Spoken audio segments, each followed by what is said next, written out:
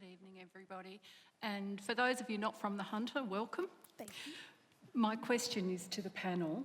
20 years after she was convicted over the death of her 4 babies, Kathleen Folbigg today was pardoned and freed from prison after it was concluded there is reasonable doubt about her guilt. Considering the evidence provided in the Kathleen Folbigg case, what precedent do you think this will set, and what changes could be made to our laws to prevent this from happening again? Sharon, thank you for the question. Lord Mayor, I might go to you first on this. Absolutely. It is a tragedy.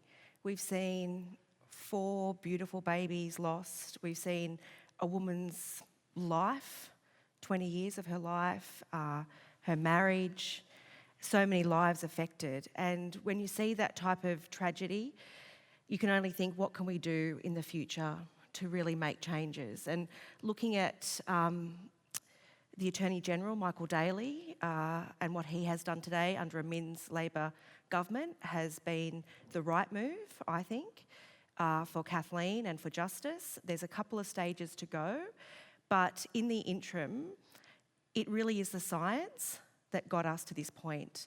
And I think the question really is, what role does science play in the judicial system, and how can we actually make sure those evidence and fact-based decisions are actually included more in that judicial process? Yeah, it's an interesting point. Can I ask you, as mentioned earlier, Kathleen Folbigg from this region, do you think she would be welcomed back here?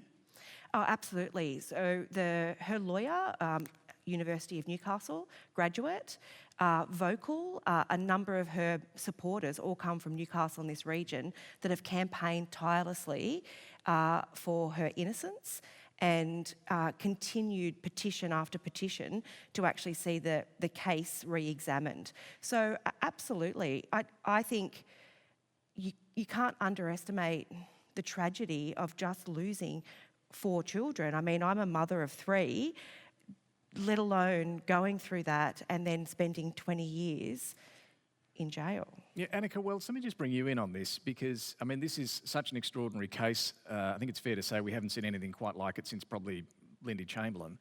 As the Lord Mayor says, it's a breakthrough in science that has really led to her being pardoned. To Sharon's question, what sort of precedent do you think this does set?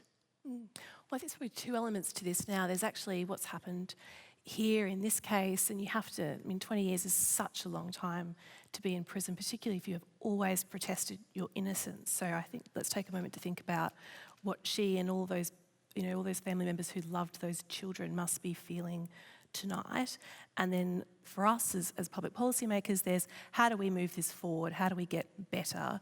And I think it raises some really interesting questions about how do we amend our justice system so that the best of science, the best of developments coming out of University of Newcastle, for example, can be used so that it doesn't happen again. I think it's a really interesting early decision by a new Attorney General, and I'm sort of excited by what it holds for us. Yeah, Ted O'Brien, I mean, is there a way to ensure this sort of thing doesn't happen again by making some of the changes that's being suggested here? Oh, David, I think if there are changes to be made, well, they should be. I feel as though it's probably premature to try to get ahead and guess what precedents might be set.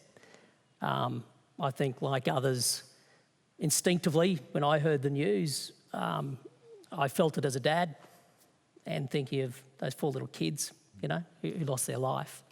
I think it's right to talk about the evolution of science and how that can improve evidence. But I think it's also a reminder of how timeless key principles can be. And one of those key principles is the presumption of innocence until proven guilty beyond reasonable doubt. And do you think that happened here? Is that what you said? Well, it's not for me to judge. And I think it'd be inappropriate, especially given the case he hasn't delivered the final report to the Governor too. Nathan, let me just get your thoughts on this because you had something like 90 scientists say you've got to relook at this decision here. What does this tell us about the role of science in our legal system? Yeah, it's really important. Research is ever evolving. There's new technology all the time, and I think it's important that we use it for our full advantage. And I think in this case, it's led to, obviously a good decision. I also wonder the type of precedent that it sets.